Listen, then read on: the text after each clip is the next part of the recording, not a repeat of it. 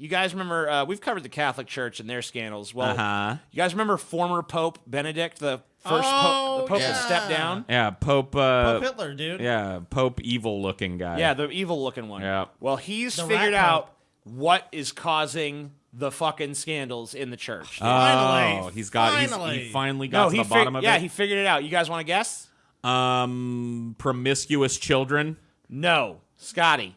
I'm going to say, dude, that's fucking tough. What would the Pope... You know what? Nuns with fat asses? Abortions. Abortions? That's a good guess. I mean, he's Catholic, you know. I already know, so there's obviously no point in me guessing, but it was actually the 60s. Oh, of course. Former Pope Benedict blames church scandals partly on the 60s. It was the fucking 60s It was the 60s, guys. When Pope Benedict the fucking 16th resigned the papacy in 2013, he vowed to live the rest of his days in seclusion to serve the Catholic Church through a life dedicated to prayer, but the church's spiraling abuse crisis prompted him this week to return to the limelight. Dude, how desperate are they if they've turned to this Yeah. fucking vampire? Why would Catholics want to hear from the dude who quit? Right, I don't know.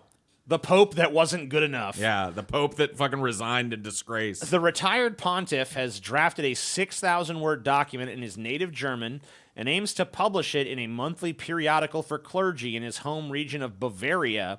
Benedict says the document, an English translation of which I've reviewed, is meant to assist the church in seeking a new beginning and making her again truly credible as a light among peoples and as a force in service against the powers of Ain't gonna destruction. happen. Just strike the again out of there. Ain't gonna happen, And dude. that's not fucking true, dude. The Catholic Church has never been that. Never will be that. In the preface, he makes it clear that he is no longer directly responsible for the church and that he consulted Pope Francis before resolving to make the document public. Nevertheless, Benedict's The Church and the Scandal of Sexual Abuse has the unmistakable ring of a papal document. You might even call it a post-retirement encyclical. It's written with his signature precision and clarity of insight and offers a piercing account of the origins of the crisis and a vision of the way forward.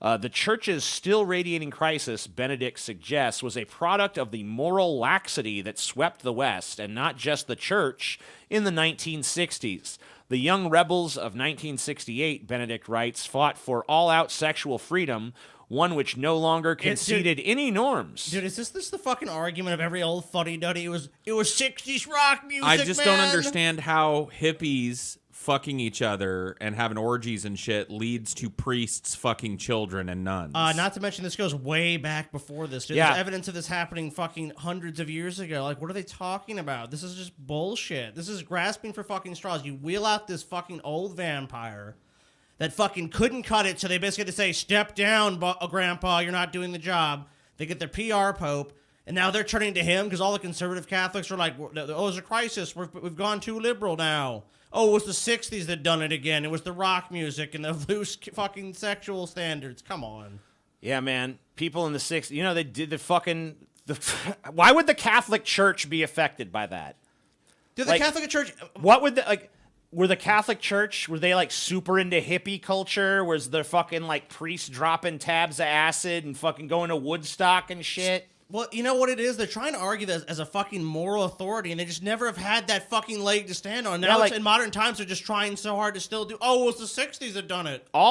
Just look at the long history of, like, genocide and persecution and... Forced conversions. Right, and all, like, the Catholic Church has been evil for a long fucking time. Wasn't the 60s what done it, okay? No.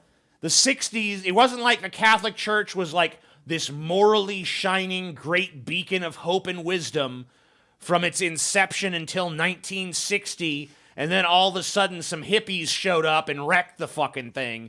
This was an evil fuck organization from the fucking start. It has a long history of murder and war and genocide and rape and pretty much every fucking nasty thing you can shake a stick at. And this motherfucker's full of shit. Well, he's obviously full of shit. They've covered up a lot of these fucking scandals. There's no, like I said, there's no leg to stand on here. They can't say, oh, well, it's just this, or it's just, like, look, here's the problem. It can be explained so succinctly. You guys have covered up abuse. You've done everything in your power to not take responsibility. If you wanted your image to be repaired, You would fucking take all these people, you turn them over to secular authorities, let them go to fucking prison. There's no and you- repairing this image. And you would fucking... No, I'm saying if they even wanted to try. And you would actually admit what you have fucking done, which has been complicit in child rape. This organization's future is long, slow decline and death. As the fucking generations go by, more and more people are going to turn their backs on this weird old vampiric organization where men in weird old medieval cassocks stand out on podiums and talk shit that they know isn't true. And that's just all there is to it. It's going to have to rot and fall down from the inside because that's how things change now. There's no revolutions anymore. Yeah, except for they're making huge headway into Africa and they're fucking pretty much conquered South America. That's fine. They've They're already always- they conquered South America a long They're fucking time they're ago. already gonna. I mean, like they just always they just prey upon the weak. And those places will be poorer for the existence of this organization and their reverence of it. Yeah. Until they finally reach the point where the West is starting to reach, where they go, this weird old fucking group of old men that's finger banging our children. Let's not do this Yeah, anymore. let's see them out of our society. I think we need to be done with that. But 20-something% of Americans still Catholic, so I don't know. I think it's a long way to go before they're not a force in society. Yeah. A lot of lapsed Catholics in those fucking Probably numbers. so. Yeah, probably so. I know. I mean, the church attendance rate is dismal. Beyond dismal. It's like reprehensibly It's like dismal. Scientology levels. Yeah, and it's like the people who actually go to church that call themselves Catholics are just skewing older and older and older and older yeah. and older. Oh, dude, I'll tell you what. So- That's what I said. On a There's long a lot enough of time Ca- scale, they're th- done. There's a lot of Catholics here, but if you watch people, like I've seen them coming out of the churches, like these small towns, like you're like a Beta or something, and most of the people are older. Not all. There's definitely some young people, but it's skewing older and That older. was true when I clearly. was a kid too. I went to Catholic church a couple of times with a Catholic friend of mine, and it was mostly old people in attendance. It's at the not a church. very dynamic church at this Like point. the part of Christianity that's It's really made grown- to not be. Well, in this Right. area, like the big churches here are more like non-denominational, super mega churches. That's what's kind of really growing right now. Like that movie we disagree on, Sister Act, TJ. Yeah. Like one of the reasons I liked Do that we disagree movie. on that movie? I thought I said it was good, and I thought you said it was horrible. I might be wrong. I haven't watched it in a long time, so I don't know. I like Sister Act. I think you know it's, what? it's not the I greatest saw movie ever that made. you said it was good, and then you know what? I went and I looked at its IMDb score, and I was like, it doesn't really seem like that's probably very good. But I don't know. I haven't actually checked it out for I myself. don't know. in a while, Like I so- said, it's not the greatest movie ever, but I liked it because it showed what might What be about- possible in a Catholic church that embraced some kind of liberalism and some kind of change into something that served their community. Let me ask you this, Paul. What was the subtitle of Sister Act 2? Back in the Habit. Boom. Good job, Paul. Yeah.